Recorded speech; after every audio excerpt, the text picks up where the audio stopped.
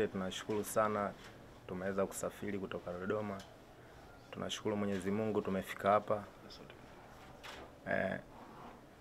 Maandalizi yamefanywa vizuri na makocha, na sisi kama wachezaji tumejiandaa vizuri, tumefuata maelekezo ya mwalimu. Tumefuata approach ambayo walimu wanaitaka kwenye mchezo wa JKT. Tunaamini kabisa si wachezaji, kila mmoja wetu ana morali ya kupata matokeo mazuri kwenye mchezo huu. Asante. Wachezaji huwa mna vikao vyenu binafsi. Ukitizama kikosi cha JKT kwenye vikao vyenu binafsi kama wachezaji kuelekea mchezo wa kesho, ugumu gani mnaupata ukiwatizama JKT Tanzania? Si kama wachezaji huwa tunaambiana wenyewe kwa wenyewe, kwa sababu kama sisi wachezaji wa timu ya Tabora tunapenda matokeo mazuri.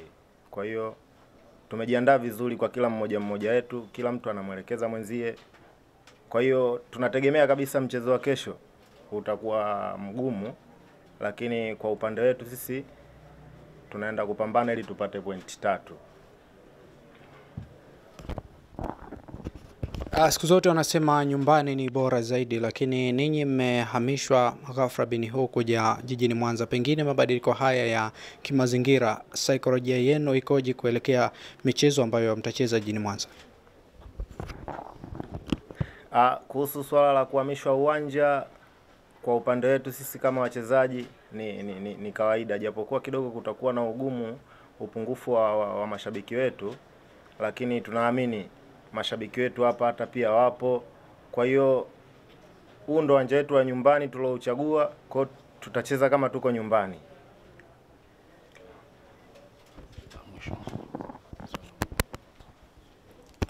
Sawa. Moses, wewe ni mwenyeji Mwanza, umecheza sana hapa. Inawezekana kwa ni miongoni mwa wachezaji wa Tabora ambao wamepata nafasi ya kuwa Mwanza kwa muda mrefu. Unaongea nini na mashabiki wa Tabora ambao wako hapa Mwanza kuelekea kwenye mchezo? Cha kwanza kabisa, kama mimi binafsi nilivyopokea hii taarifa kidogo nimefurahi. Naamini kabisa ukiachana na Tabora washabiki, hata hapa pia washabiki wetu hapo, na tunaamini kuna washabiki wengi sana.